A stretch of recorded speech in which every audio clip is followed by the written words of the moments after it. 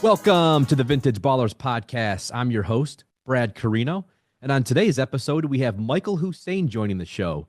Michael is a writer, director, and producer who has worked on shows such as 30 for 30 on ESPN and also American Justice on A&E.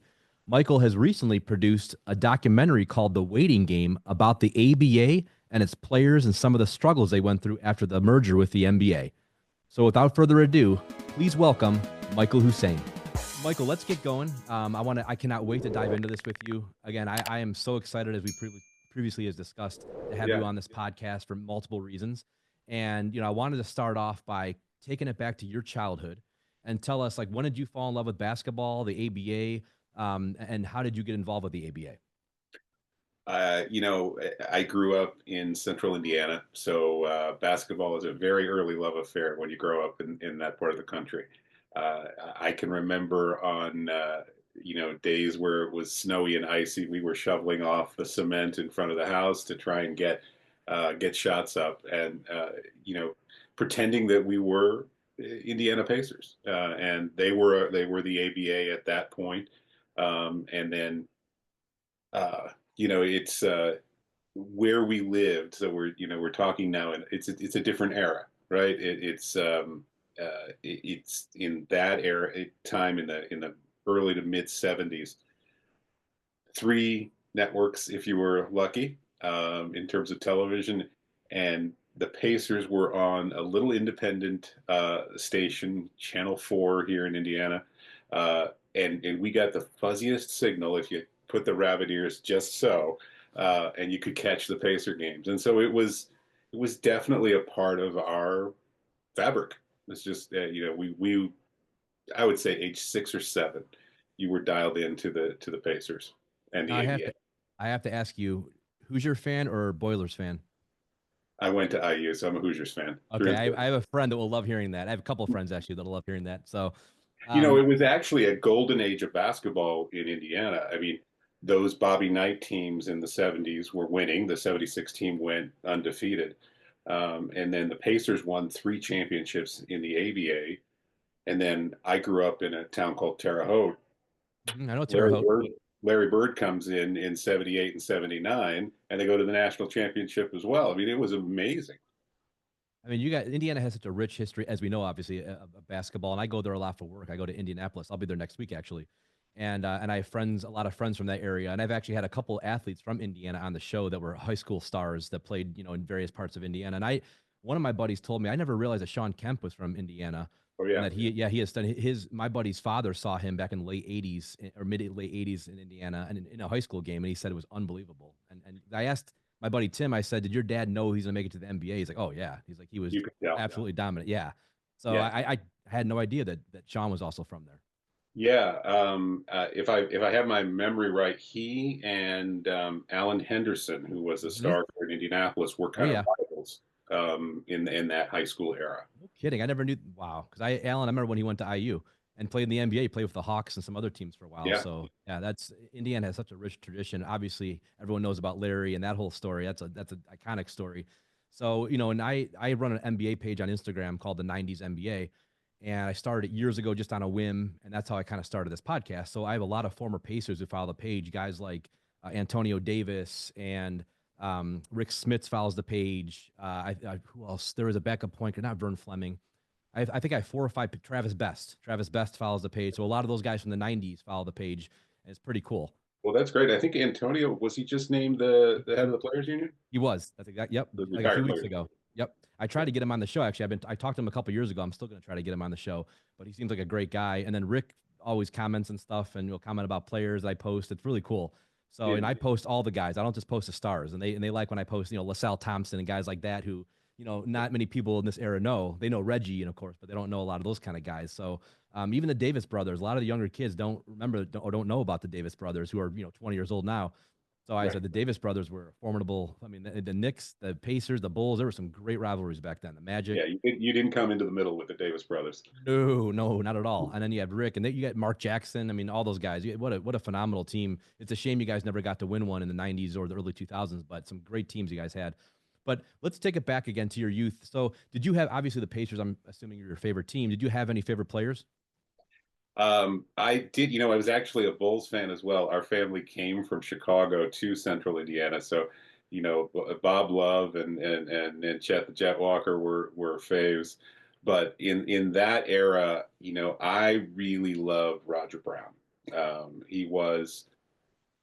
He moved like no other player that I had ever seen before, even on my fuzzy TV. He was just a phenomenal player, and I think one that has gone underrated. When people look back at the greats of basketball, he was really one of them. Um, uh, and Mel Daniels was another one. He used to run basketball camps. He would come to Terre Haute and run basketball camps in the summer. And so I attended a couple of those, and it was this mountain of a man with a voice to match. And I actually met him later in his life, and he had a handshake like no other. Now over the course of time, met a lot of very large human beings. I've interviewed Shaq and other. Nobody has a handshake like Mel Daniels. No kidding. Oh my gosh! In fact, it's a funny little bit in the film where Julius Erving talks about, "I'm not going to shake Mel's hand because he's going to I think I break my remember that. finger." So So when you go back, then like describe to people, especially the younger generation. I have a lot of nephews and their friends who listen to this podcast mhm. who might not understand the ABA, NBA, and what was like back in the '70s, late '60s and '70s. Like, what was because the '70s was kind of an interesting era for basketball. Could you Sure was. describe to people what that was like back then, and what was the NBA's popularity like compared to the ABAs, and what were some of the famous players back then? Well, you look at pro basketball from a broad spectrum. The television wasn't any coverage wasn't anything like it was today, but which speaks to its lack of popularity.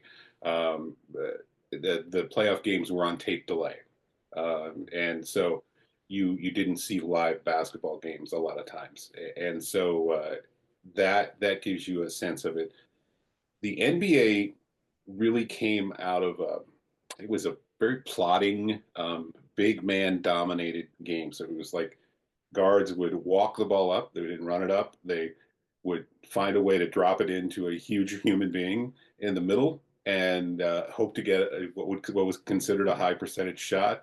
And then people would walk it back the other way. And outside shots were set shots often, and even into the late '60s.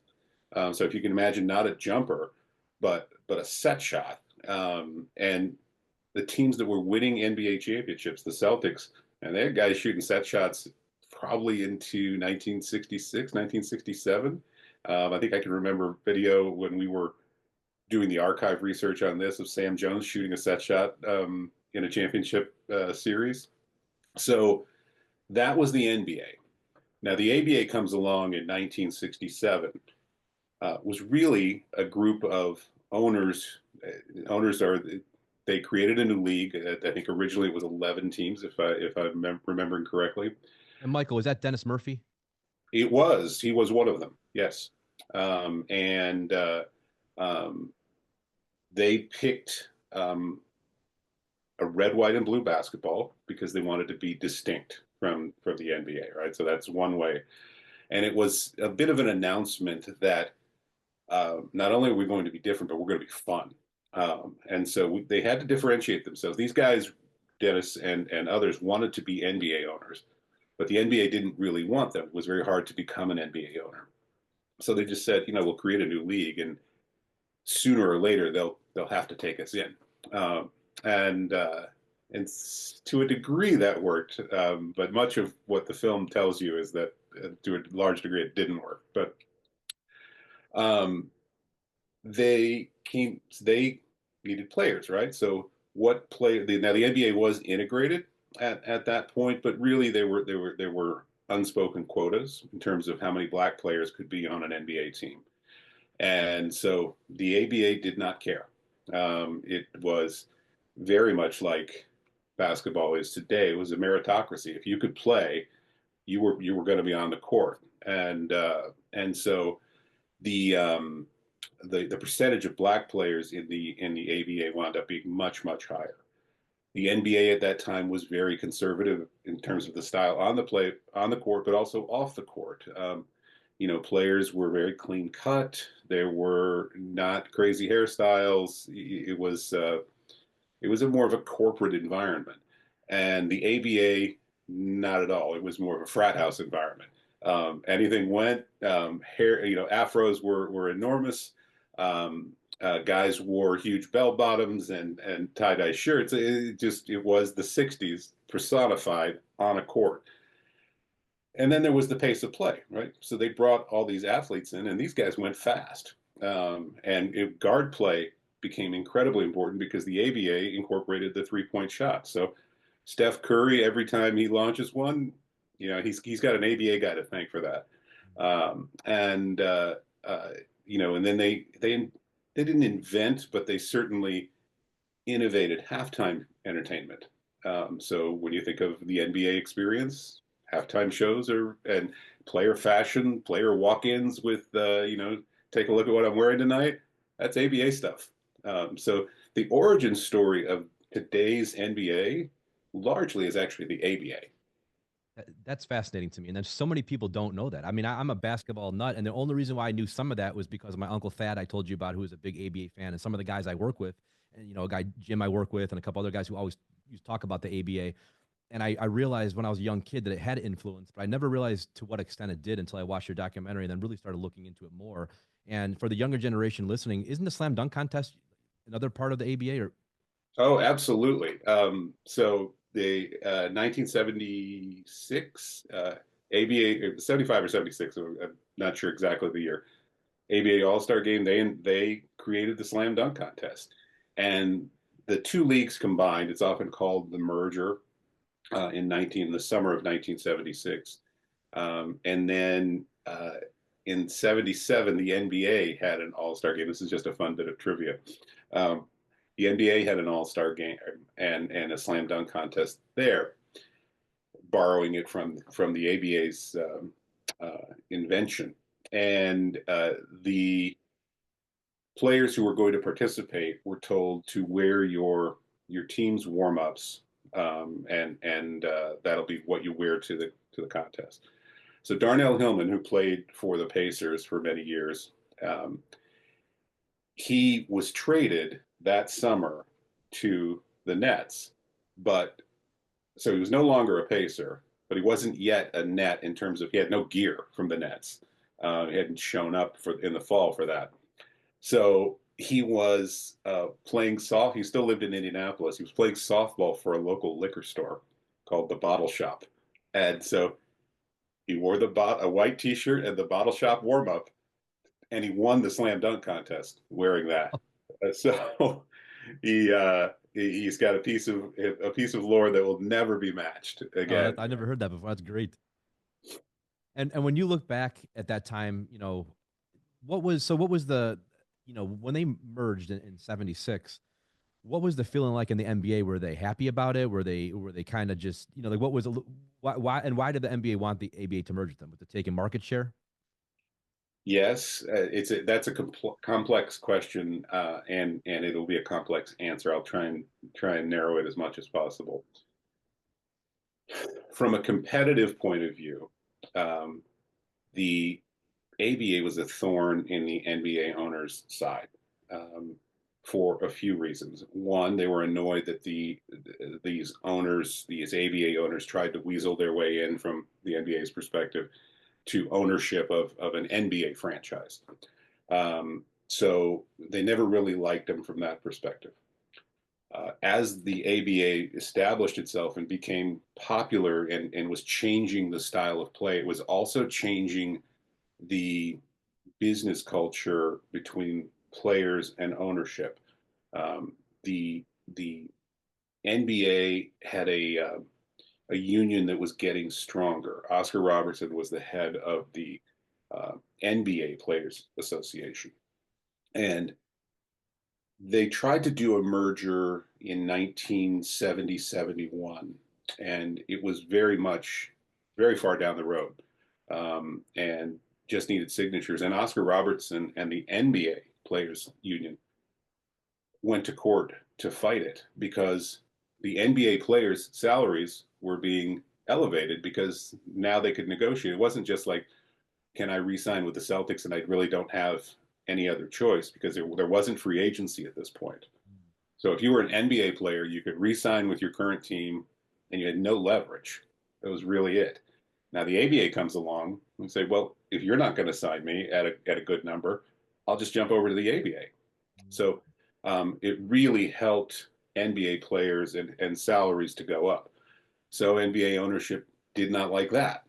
Um, the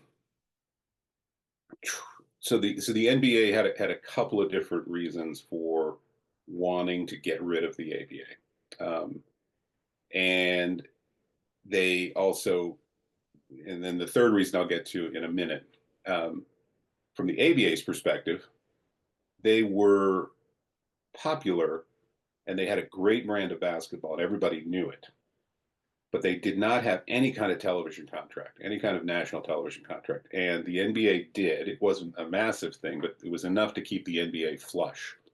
And the ABA, the longer the league went, and this Oscar Robertson antitrust lawsuit spoiling the first merger meant that the leagues kept going for 71, 72, 73, 74.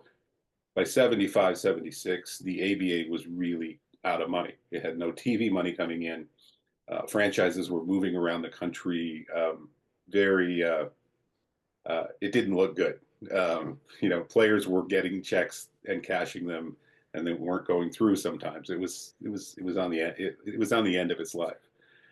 So that led to 1976, and when the two leagues did combine in what is called a merger, and the NBA then had a third reason to look at the ABA and said, you know, four or five of these franchises are actually profitable and could work. And so what they did is they took those franchises that basically for pennies on the dollar of their value and brought them into the NBA as an expansion. So it was never actually a merger, even though it's always called that. If you look up NBA history and when the ABA and the NBA combined, it's always called a merger in the press, but it was an expansion agreement. And so that meant the four teams that are in the NBA today that came from the ABA are the Indiana Pacers, the Denver Nuggets, the San Antonio Spurs, and the Nets. And so those four teams had passionate fan base. They were in cities that didn't, except for the Nets, another complicated piece, cities that didn't threaten geographically an existing NBA team. So the Pacers weren't going to draw from the Chicago Bulls or anybody. Um, and so the NBA just sort of plucked those four teams, and the Nets, which did compete with the Knicks, had to pay a penalty for that to the Knicks. So everybody got taken care of in terms of the NBA, but the ABA guys, they got almost nothing. Um, and so, the ownership of the four teams that went in, they did okay. But the players, and that's really a lot about what this film is about. The players really got the shaft. They had no leverage, and nobody was looking out for them. And let's get into that because that's a part of the story I never knew all these years. And I had heard, and I again, I'm a kind of an NBA historian, but I never realized any of this until I watched the documentary. Mhm. And let's get into that and how, at that time when they had that deal in place, did the players fully understand what was going on from the ABA going into the NBA? They didn't. No. Um, you could imagine if you were a college player who wanted to play pro ball, you get signed into the ABA. You just happen to be playing ball. That's all you ever wanted in your life. Like they're going to pay me to play basketball. It's fantastic. And so they there were no lawyers in the ABA. The ABA did have a union, but it wasn't super strong. And they had a lawyer one guy who wasn't necessarily the most reliable person. And now, whether that was because the ABA didn't pay him very well or other reasons, I have no idea. But ultimately, the effectiveness of their attorney is questionable, and so the when the merger expansion agreement came together, the ABA players weren't at the table. So NBA owners came to a meeting, ABA owners came to a meeting, and then ultimately they roped in the NBA Players Association. So you got three of the four parties there. ABA players weren't there until the whole thing had been hammered out, and then they called the ABA union attorney, who in turn called the and again, we're pre video calling, pre cell phones. These are landlines.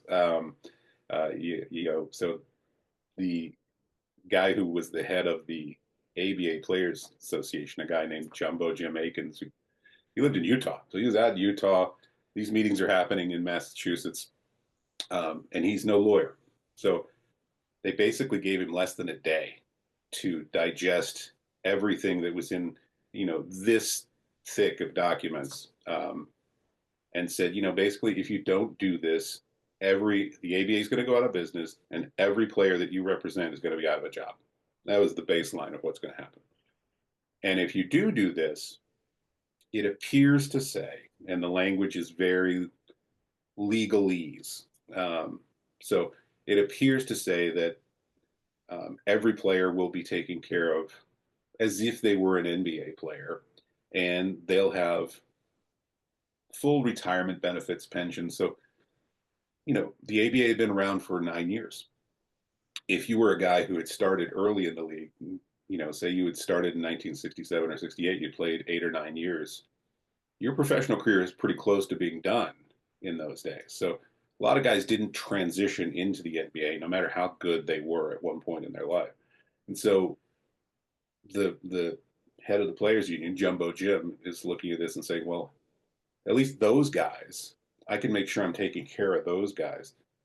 They're going to get retirement benefits. They're going to be okay. Guys who were younger, guys like Dr. J, who could go on and be successful in the NBA, well, they're going to have their own NBA career, and they'll have a chance to get a job too. So it was way better, it seemed, to sign and agree to this expansion than it would have been to say, no, wait a second, I'm uncomfortable with this. And so he signed, and but he didn't know what was in there. And what was in there, unfortunately, wasn't what it appeared to be. And let's get into that a little bit as far as the documentary. When did you, get involved with this, and when did you want to take this on as a project? Because obviously this has been, I mean, it was an incredible documentary, and it's emotional towards the end, especially.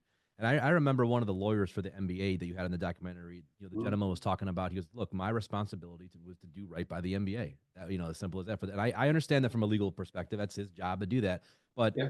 And even he kind of said, look, it's not, it was very interesting to hear all the people's takes on this. But, how did you get involved? Yeah, so I got involved because there was as you can sort of imagine from what I just said, these guys didn't get healthcare benefits, they didn't get retirement benefits, and so even though they thought they had them, 20, 30 years later, when they're calling the league offices to say, hey, how do I set up my pension? The league is saying you don't have a pension, um, and and so guys were struggling. Um, they had counted on this to a degree. Not all of them, but some of them, and some of them were quite serious in the way they were struggling. Couldn't afford rent, were being evicted. Guys who were sick couldn't afford life-saving medicine or treatment for cancer, etc. There's some very, very sad stories. And so a couple of guys here in Indianapolis, Dr. John Abrams and Scott Tarter, heard these stories and formed a not-for-profit called the Dropping Dimes Foundation, really to just help the guys financially. They grew up ABA fans. Abrams had been a a ball boy for the Pacers. And Scott Tarter was an attorney, but he'd grown up blue collar on the east side of Indianapolis and had gone to games with his dad. So they just had an affinity for the league. And so once they started getting into it and learning more and more about how guys were struggling, the question very quickly came up, just as does for anybody. It was like, how in the world could this be?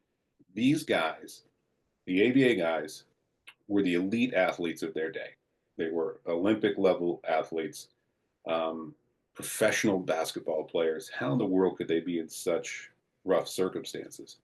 And the lawyer of the two began to look into the documentation of what is often called a merger, and trying to figure out exactly that question: like, how could this be? And because the players would often tell him, "Look, it's said in that we got screwed," is what they would say. They'd say, it's in the documentation. I have the documentation from the merger documents, and it says we'll be treated just like NBA players, except we weren't. So, lawyers hear that sort of stuff all the time, and I think most lawyers are skeptics, and so he went into the documentation and tried to figure out where is it, and even to him it did look, and he is a lawyer that does mergers and acquisitions, which is basically when two companies come together, just like the ABA and the NBA had come together. He was that kind of lawyer. So he was perfectly suited to look at this. And he really thought that the NBA might have uh, some legal answering to do. But the deeper he got into it, the more he realized that that was probably not the proper course. That the proper course was to talk with the NBA from a humanistic point of view, to say, look, these guys are the pioneers of your game. Um, Nobody knew in 1976 that basketball was going to blow up the way it did, to turn into not only a multi-million dollar business, but a multi-billion dollar business. And, and you did it on the shoulders of these guys. And now they're hurting. So how can we help them out? And that was uh, a large part of um, what Dropping Dimes was supposed to do, which he had been talking with the NBA for 12 or 13 months when I met him. And I just met him by chance. And he started telling me about what he was doing. And he said, I think we're really close. We've been talking for a long while, and they're saying it's just going to be 5 or 6 weeks from now that we're going to hear at the All-Star game in 2022 that the NBA is going to make a big announcement, and they're going to give these guys pensions or something that's going to help them live the rest of their lives a lot more comfortably. It's like, wow, what a story. To me, as a storyteller, a documentary guy, that's a great story. Sounds like a short film. Sounds like about a 10-minute film. Can I follow you for these last few weeks? We can't recreate that if it happens. And so we did. And 6 weeks came and went. All-Star game came and went. No announcement. And I was a little disappointed, but he calls the NBA and they say, it's just some details. Just it's going to be, a few weeks, a month tops. A few weeks and a month go by, nothing. And so it's delay after delay after delay. And then what wound up happening, you have to remember, ABA guys at this point are in their 70s and 80s. And the longer that these negotiations went on, guys started getting sick. Guys started dying. And these are guys that the Dropping Dimes guys knew personally. They'd been helping them for a while. And so it became very personal to this tiny little foundations. The two founders and another guy, Ted Green, really, that's it. And so they let the story get into the press. There's the Indianapolis Star, which is the local paper here. It's a very sound journalistic paper. If you remember the documentary Athlete A about the Larry Nassar investigation of USA Gymnastics, that came out of the Indianapolis Star.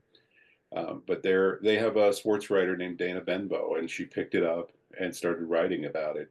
And the Indianapolis Star is part of the Gannett network. So Gannett publishes the USA Today. So some of her stories went national, and the more that they did, the more pressure came to the NBA to resolve this, and and that is the heart of what the story is.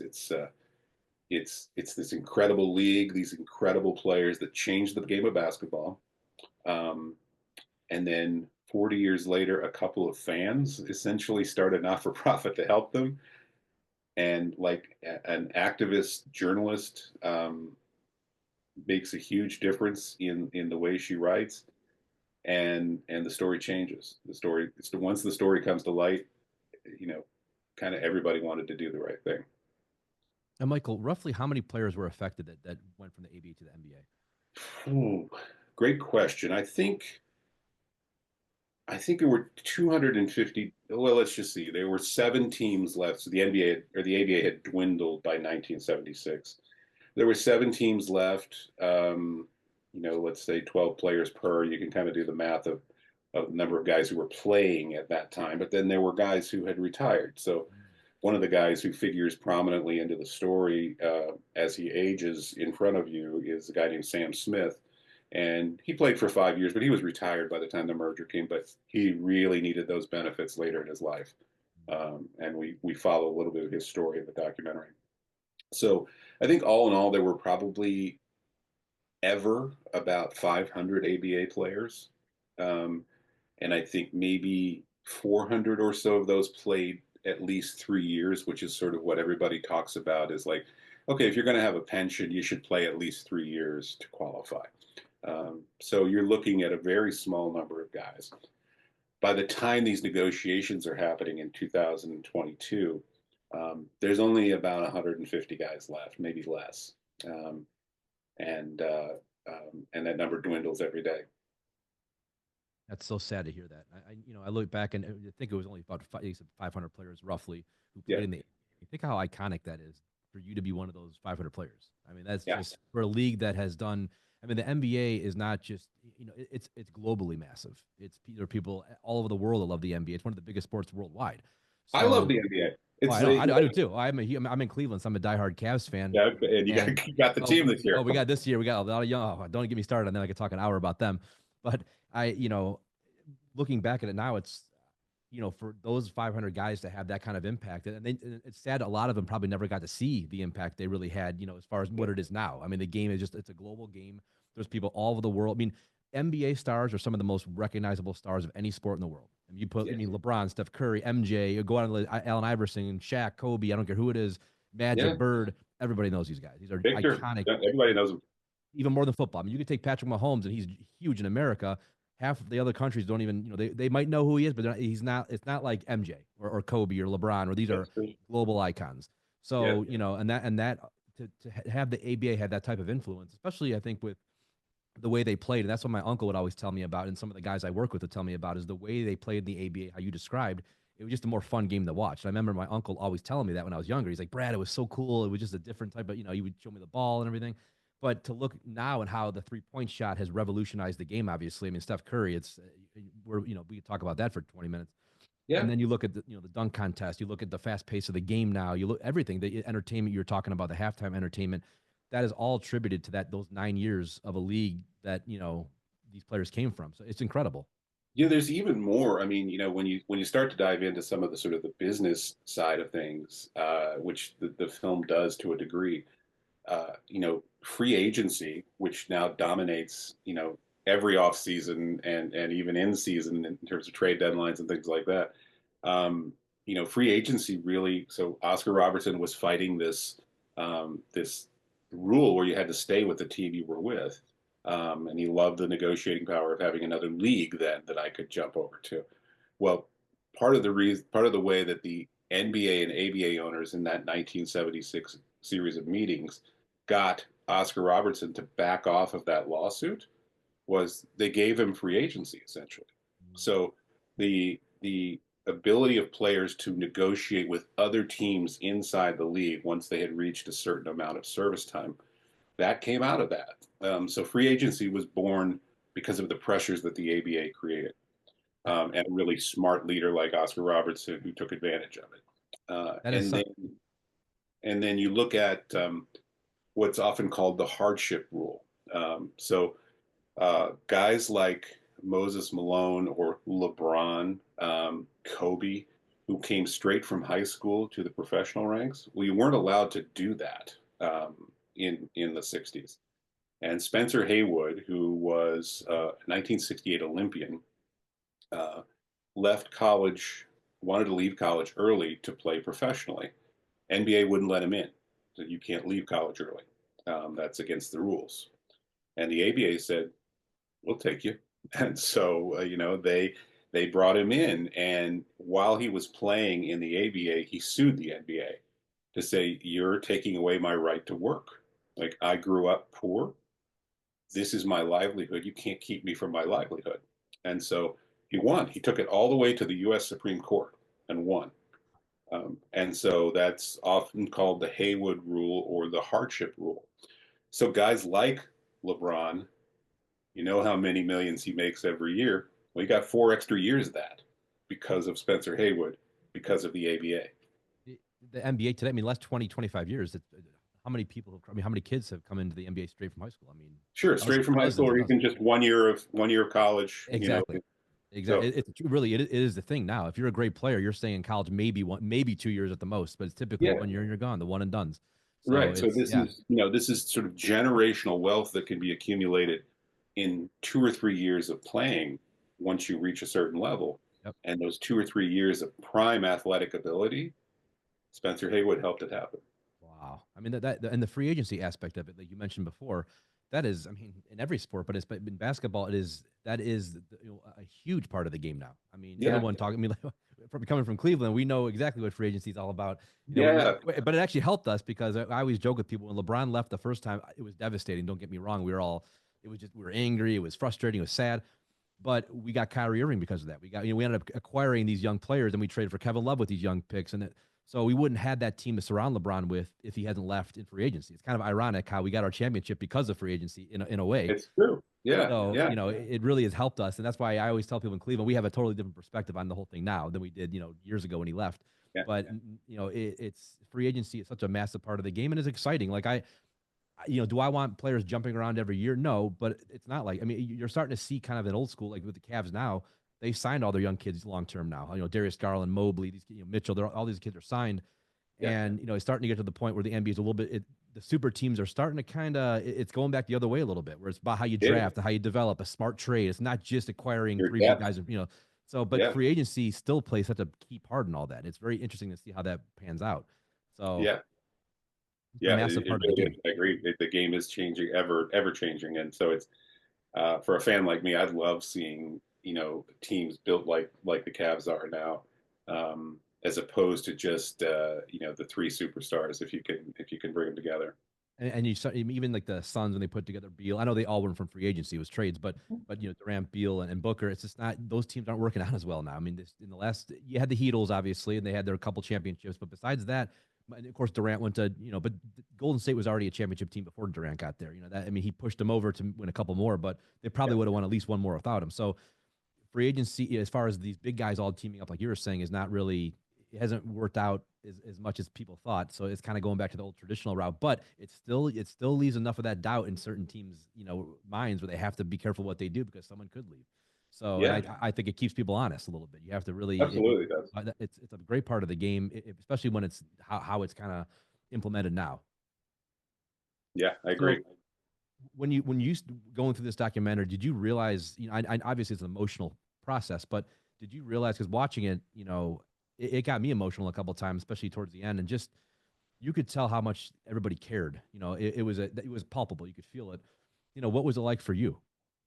I think that you touched on it. Really, it was when I first met Scott Tarter, who's one of the co-founders of this not-for-profit, the Dropping Dimes Foundation. He's a nice guy. He's a lawyer, and so lawyers don't show you a ton of emotion. They're very logical, and so I could tell he was a basketball fan and obviously a caring human being. He'd started a not-for-profit to help guys who needed help. So I liked him. But as the first delay came and went, and then the second delay again, I could see the facade changing a little bit. I could see him starting to get some frustrated. I thought he looked a little tired. I thought he was starting to show some. It sounds wrong, but non-lawyerly humanity. I was starting to see his emotion. And then, what happened, and you'll see it in the film, and I hope people will watch it, is um, he he became friends with one of the former players who needed help. They have this guy called Dropping Dimes, and it turned out he lived in Indianapolis. And so he and Scott Tarter, and this guy's name was Sam Smith. I mentioned him earlier. Uh, he and Sam became kind of friends. They'd go out to lunch periodically and watch basketball games together. And he just enjoyed Sam. Thought Sam was a really good human being. And as guys started getting sick, unfortunately, Sam got sick. And so here is Scott stuck in the middle. His friend is sick and needs help, and he wants to see him recognized, right? I mean, a lot of this, that's not only about money. It's not only about retirement benefits. It's about respect. Like, we know that we changed the game, that we elevated the way this game is played, and yet these NBA guys don't seem to respect what we gave them. And so Scott's looking at his friend Sam and saying, not only do I want to get him money to help him through this health crisis, but I want him to get the respect that I feel he deserves. And so that's one part of him. And on the other side, he's a lawyer that's dealing with the NBA. He's right in the middle. And so we're watching this guy really come to terms with both his personal and professional life. They're merging, and and that's a big part of what the film is. And where can people see it, and tell us a little more about that aspect of it? So we are, when you're an independent filmmaker, which is what I am, and what this is an independent film. There are a few ways that you can distribute, that you can get it out there for people to see. One is your traditional, right? Your streaming services and things like that. And we do have a representative who's out talking with those services, and hopefully that'll be successful. But I'm also realistic enough to know that that's a long road. And so in the meantime, I really do want people to see this, and particularly those who live in ABA cities, former ABA cities. So we're traveling it to ABA cities and showing it in theaters. So we've done that in Indianapolis. We're going to do it again here on the 28th. And then we're taking it to Louisville. So that was the home of the Kentucky Colonels at that point. They were a championship team as well. Louisville loves its Colonels history. Um, and so we're going down there on March 6th. And then we'll take it to Denver. We'll take it to San Antonio. We'll take it to Salt Lake City. We'll take it to Memphis. We'll take it to the DC, Norfolk, Virginia area. There was a team called the Virginia Squires. We'll get it to New Jersey and New York for the Nets, Miami for the Floridians. So, we've got a lot of cities to hit, and it should be fun. Really, I mean, these events are fun because it's a celebration of this league. Um, and and then we also, we have a website where people can see it, and you can rent it and watch it virtually. It's thewaitinggame.com, waitinggamemovie.com, excuse me. And so yeah, you just type that in. There's a link there where you can watch the film, and you can see it in 10 minutes. I It's love how cost, you're going, cost $10. Michael. I love how you're going around to all the ABA cities. That's so cool. I love that, Thank you. and I'm sure It's a lot of the older guys who went to those games when they were younger, I'm sure are loving this. I That's hope so. really Now Louisville is our first time outside of Indianapolis, but I can tell you in Indianapolis, we've packed the house. I mean, it's been okay. amazing to have people come in, and we bring ABA players in. So we talk about that recognition that they deserved. Like I love having them recognized in front of a live audience, where people can give them a standing ovation, which is what happens. Um, and these guys, people are bringing in their red, white, and blue balls. They're getting it signed by these guys. They get pictures. So these guys are now on Instagram. They're Insta famous, and it's really fun. And then we have a Q&A after each of these events. So we sit up on stage for a half hour. We bring ABA players up there and start talking about not only the film but just their experience. It's really cool. Oh, that's so cool. I would love to try to attend one of these. It sounds so interesting to me. Yeah, well, actually, I mean, I don't want to always limit it to ABA cities. That's our primary goal. But I think basketball cities, Chicago is a great basketball Yes, city, it right? is. Boston, you can think of the cities in your head. Um, these are places that would love this film. And I think I have a lot of former NBA player friends I met through the podcast over the years. I still keep in touch with, and some of them I actually work with on different projects. So I'm going to send it to them as well. I'm going to tell you whenever you're ready to, whatever it's released, or I'm going to Yeah, make sure they know about it too, because a lot of them played in, back in the 80s, 90s, early 2000s. So they all remember the ABA, yeah, I'm sure they will love it. And a lot of their guys they love came from the ABA, so that's why it's going to be fun to tell them about it as well. cool. That's And that's all.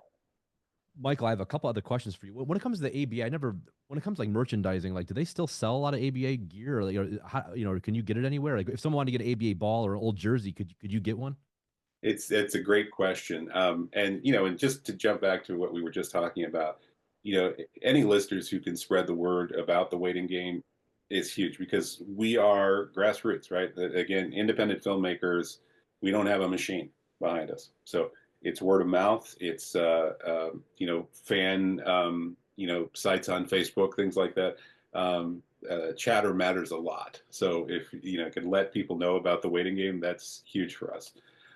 In terms of merch, there's an interesting little story.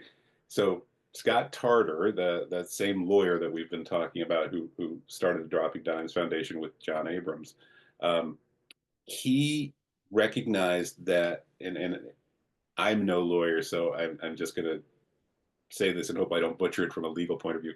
Um, he recognized that the ABA mark, like this on the ABA ball, was not protected, and so he created a separate company, um, and went and got the rights to to make a reproduction ABA ball with the logo on it. Um, and then because he was so dedicated to the ABA, every bit of profit from selling those ABA balls went back to Dropping Dimes. Wow. So it's just a really cool thing that he did. And so they're still available. It's called Lana Sports, LANA, which I don't think he would mind. That was his mom's name.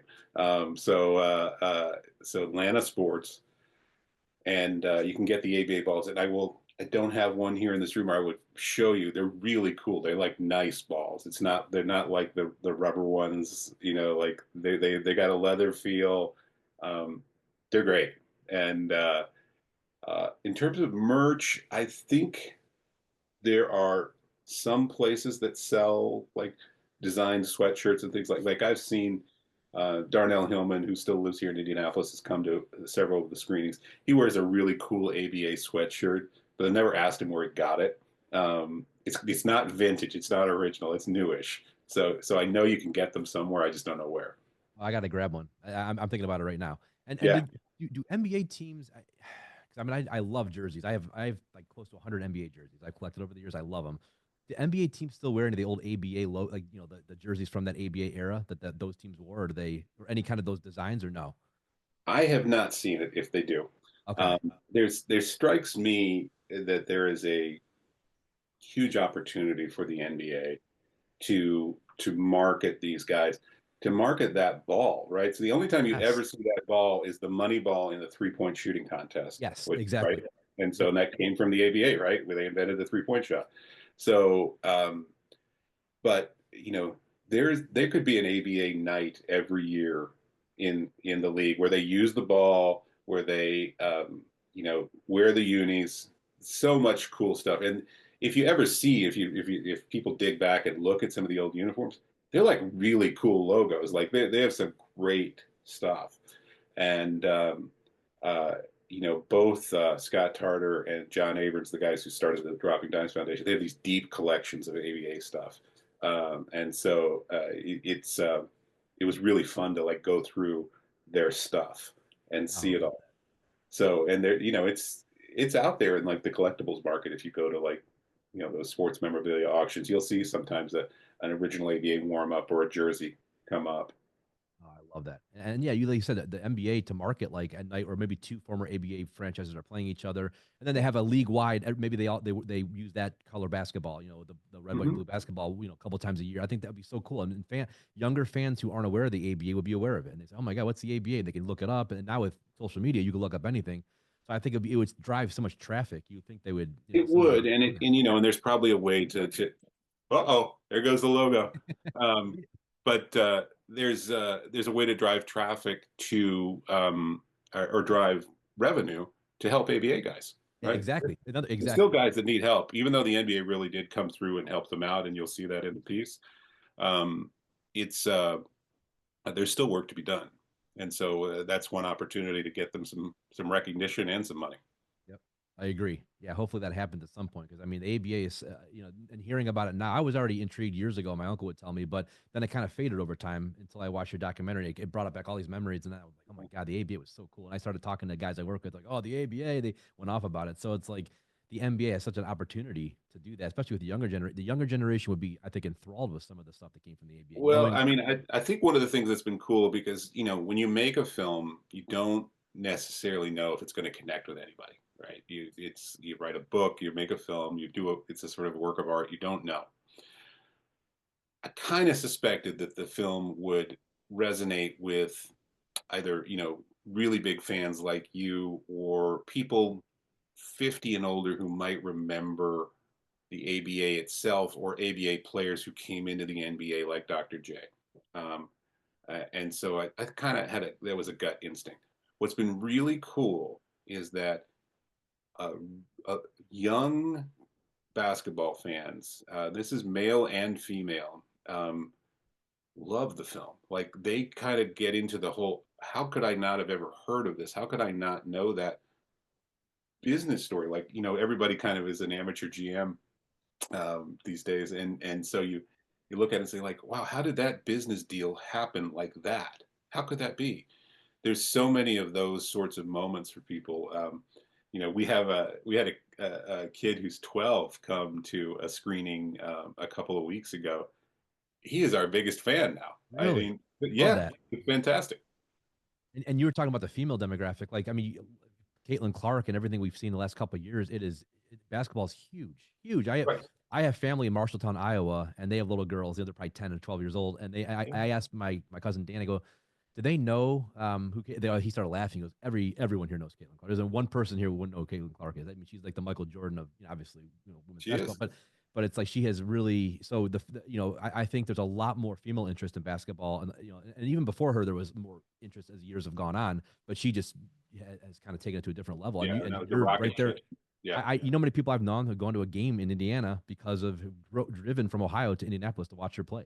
absolutely. I So was just, having this conversation about somebody who's been a longtime Fever season ticket holder, right? And forever, couldn't give away his tickets if he couldn't use them. Now, he sold most of them because the face value was like $30 and every ticket was going for 150 or more. And my brother lives in Phoenix. He tried to go see them when the team traveled to Phoenix. Okay, well maybe it won't be so expensive here. No, they were $150 there too. I mean, it's every place. They were filling the stadium, and it was. I went to a game last year here. It's a phenomenal basketball product. Like it's so fun to watch. Um, Not only is Caitlin dynamic and just an astoundingly good passer. You see her with the logo threes and but she makes some passes that are very sort of Larry Bird, Magic Johnson esque, and so she's amazing. But then there are great players. The other nine players on the court are all fantastic. Like the talent level is very very high. Well, we had the Final Four, the women's Final Four in Cleveland last year. When, obviously when Caitlin, and that's one thing I noticed. Even some of my male friends who typically would watch women's basketball were enthralled, and they watched every the Final Four. They were watching some of the games before that. And one Yeah, thing that I heard, you just mentioned this, it wasn't just Caitlin. I mean, South Carolina was loaded with talent, and yeah, and every team. I mean, there's so many talented teams. I had two cousins that went to Notre Dame, and they always have good women's basketball teams.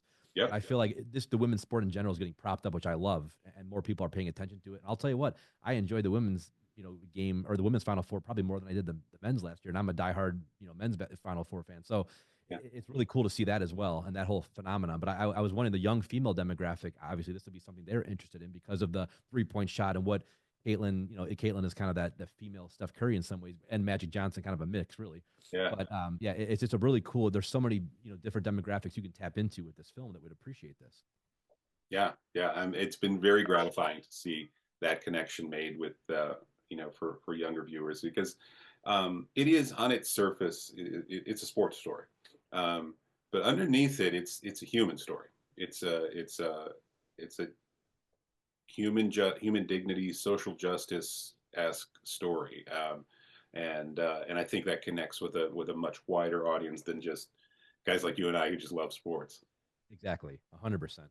And real quick, again, two more questions I have for you. One of them is your own career. Like, how long have you been making films, and how did you get into that? I mean, was it since Mm. college, or was it after that? Or No, I've been making films for probably 30 years now. I started off making documentaries for A&E back in cable days. There was a series called American Justice that I yeah, helped I remember launch. American Justice. Oh Okay, yeah, I well, was a young kid. Yeah, I remember that for yeah. sure. So hopefully we didn't scare you with some serial killer story, but I'm a yeah. huge true crime fan, so I love all that stuff. Okay, well, I started off with that series. There were three of us who helped launch it, and it wound up being a nice hit. And then I did A&E biographies from there, and then as ESPN was launching um, a documentary kind of unit, and they were telling stories that were essentially athlete biographies. It was called Sports Century, and so I was. They ran. It started off as the 100 greatest athletes of the 20th century, and then it was so popular that they then every year thereafter it sort of was and beyond. And so for about 8 years they were doing, I don't know, probably 60 or 70 different athlete biographies. So we did Peyton Manning, and we did Tom Brady, and we did Dick Butkus, and we did Gale Sayers, and they're these great athlete biographies. And so I wound up doing a lot of work with ESPN. Have done a 30 for 30 short on. Um, there was actually the year after the Pacers joined the NBA. Each ABA team had to pay $3 million, and they got no TV revenue, so they were all broke. The Pacers were the worst of the four that went in, so they were really ready to go out of business. They were going to fold. They were 2 weeks away from not having any money at all, and so their assistant general manager was a woman named Nancy Leonard, and she said, "Well, we don't have any other option. Why don't we do a telethon?" And so they created a telethon to save the Pacers. They ran it on that same fuzzy Channel 4 that where I watched Pacers games. And, they had jugglers and magicians and players come out and basically, trying to get enough money to save the team. Kids were bringing in their piggy banks, literally, onto the studios and dumping them out. And after 16 hours, they got enough money to save the Pacers, and they're still here. So that was a 30 for 30 that I did. No So kidding. I've had a lot of fun being able to do sports stories, crime stories, lots of different things. That is so cool. Yeah, I have to look up more of your stuff, but I remember American Justice for sure, absolutely. And the Yeah. 30 for 30s are also pretty legendary. I used to watch those all the time. I still do actually. Um, so one last question I have for you, and I ask every guest this question: when years from now, when you're looking back at your career and your life, what do you want people to know about the legacy of Michael Husain? Um, that that the stories were memorable, that they were honest, they were human. Um, So much more than any particular crime that happened in an American Justice story or, legendary sports figure. I want you to feel like you knew a little bit of the impact from a human point of view. I tend to be a more emotional storyteller. That doesn't mean you don't need to know facts and intellectual things, but I think the emotional side of the brain is where I lean more to, and I think where stories embed is more in our emotional side, and so I hope that my films can connect with people on an emotional basis. Well, I can tell you what I've watched. When I watched your documentary, it definitely connected with me on an emotional basis because I got teary eyed multiple times. So yeah, it was very, very well done. Thank you very much. I appreciate it. You're welcome. And again, Michael, we got to keep in touch. Obviously, I have so much more I could talk to you about. Yeah. But thank you so much for coming on the podcast and sharing your story and sharing a story about the film. I cannot wait to spread the news about it. And again, anything else you need in the future, let me know, and I'll be happy to help. And I would definitely want to keep spreading the word about this because this is a passion of mine too. All right. Well, I appreciate it all. Thank you very much. Thank you, Michael. I appreciate it.